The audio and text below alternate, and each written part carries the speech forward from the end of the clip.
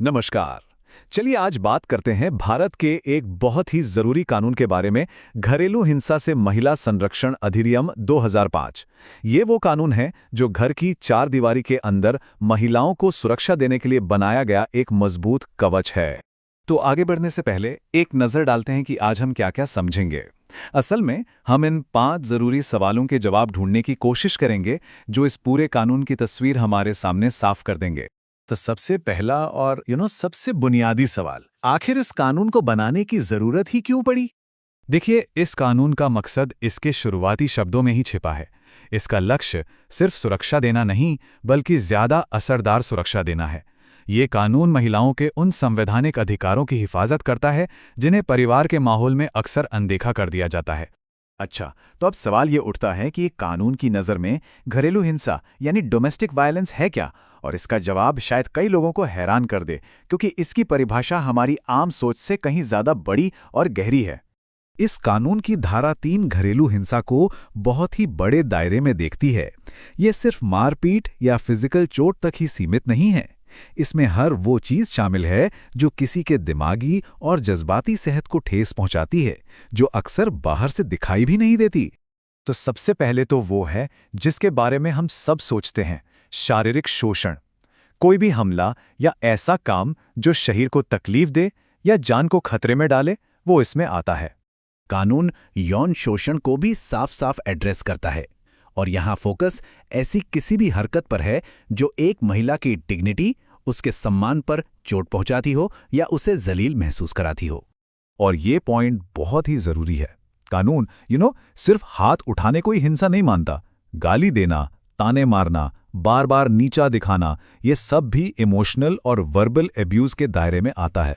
खासकर बच्चा ना होने या बेटा ना होने पर जो बातें सुनाई जाती हैं, वो भी इसमें शामिल हैं। और अब आते हैं एक ऐसे पहलू पर जो इस कानून को बहुत कॉम्प्रिहेंसिव बनाता है। वो है आर्थिक शोषण। यानी किसी को फाइनेंशियली लाचार करना भी एक तरह का शोषण ही है। किसी को पैसों के लिए मोहताज कर देना उनकी आज़ादी छीनने जैसा है। आर्थिक शोषण का मतलब सिर्फ पैसे न देना नहीं होता।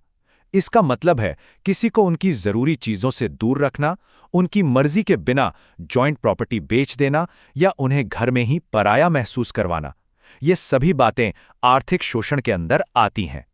तो ठीक है, अगर कोई हिंसा का सामना कर रहा है तो सवाल ये है कि मदद कहाँ से मिलेगी, कौन आगे आएगा और कैसे? चलिए इस कानून के तहत जो सपोर्ट सिस्टम बनाया गया है उसे समझते हैं। ये कानून सिर्फ कोर्ट कचहरी की बात नहीं करता। ये मदद का एक पूरा नेटवर्क, एक पूरा इकोसिस्टम बनाता है। इसमें प्रोटेक्शन ऑफिसर से लेकर एनजीओ, पुलिस और शेल्टर होम्स तक हर किसी का एक तय रोल है, ताकि पीड़ित को हर तरह से मदद मिल सके। इनमें संरक्षण अधिकारी का रोल बहुत खास है। सोचिए कि ये ऑफिसर पीड़ित और सिस्टम के बीच एक पुल की तरह काम करता है। शिकायत लिखवाने से लेकर कानूनी मदद दिलवाने और एक सेफ जगह पहुंचाने तक ये अधिकारी हर कदम पर गाइड करता है। तो अब आते हैं सबसे जरूरी सवाल पर। इस कानून के तहत कोर्ट से असल में क्या-क्या मदद मिल सकती है? यहीं इस कानून की असली ताकत छिपी है। सबसे पहला और सबसे पावरफुल टूल है संरक्षण आदेश। ये आप समझ लीजिए, दुर्व्यवहार करने वाले के लिए एक लीगल स्टॉप साइन है। कोर्ट साफ तौर पर हिंसा करने या किसी भी तरह से कांटेक्ट करने पर रोक लगा सकता है। फिर है निवास आदेश, जो एक महिला के सर पर छत होने के अधिकार को पक्का करता है।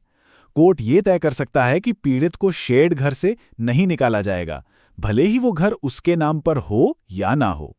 हिंसा की वजह से जो भी फाइनेंशियल नुकसान हुआ है, उसकी भरपाई के लिए कोर्ट धन संबंधी राहत का ऑर्डर दे सकता है। इसमें इलाज का खर्चा, कमाई का नुकसान और बच्चों के गुजारे भत्ते जैसी चीजें शामिल होती हैं।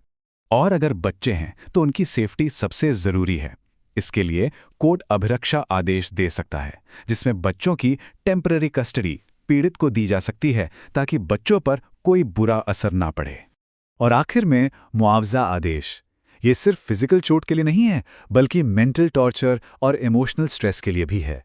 ये इस बात को मानता है कि जख्म सिर्फ शरीर पर नहीं, दिल और दिमाग पर भी लगते हैं। लेकिन अगर कोई इन कोर्ट ऑर्डर्स को माने ही ना तो कानून को असरदार बनाने के लिए इसको तोड़ने की सजा भी तय की गई है। अगर कोई प्रोटेक्शन ऑर्डर को तोड़ता है तो ये एक सीरियस क्रिमिनल ऑफेंस बन जाता है, और इसके लिए 1 साल तक की जेल, 20,000 रुपए तक का जुर्माना या फिर दोनों हो सकते हैं। और देखिए, इस कानून की गंभीरता इस बात से भी पता चलती है कि जवाबदेही सिर्फ हिंसा करने वाले की नहीं है। अगर कोई संरक्षण अधिकारी अपनी जिम्मेदारी ठीक से नहीं निभाता, तो उसे भी इसी सजा का सामना करना पड़ सकता है। तो ये कानून सुरक्षा के लिए एक मजबूत लीगल ढांचा तो देता है, पर एक बहुत बड़ा सवाल छोड़ जाता है। कानून तो है, पर क्या हम एक समाज के तौर पर अपनी जिम्मेदारी निभा रहे हैं ताकि किसी को इस कानून की जरूरत ही ना पड़े?